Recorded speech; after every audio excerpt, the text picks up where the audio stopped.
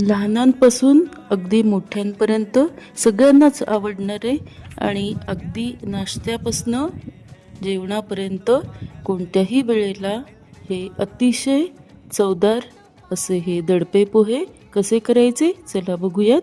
2 कांदे, 1 कैरी, 4-5 मिरच्या, कढीपत्ता आणि इथे 2 टोमॅटो असे हे सगळं आधीच आपण चिरून ठेवलेलं आहे.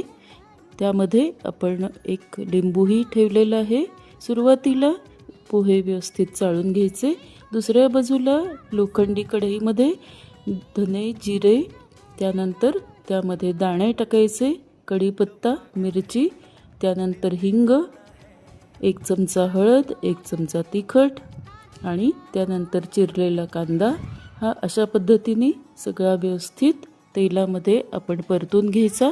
यामध्ये आपण दुसऱ्या बाजूला चाळलेल्या पोह्यामध्ये टोमॅटो, त्यानंतर कोथिंबीर, यानंतर कैरी हे जे कच्चंच त्यामध्ये आपण घातलं. त्यानंतर फोडणीचं जे तयार केलेलं आहे मिश्रण ते आपण त्यावरती घातलं. यामध्ये कांदा आपल्याला खूप परतायचा नाही आहे, फक्त गरम थोडासा करायचा आहे तेलामध्ये.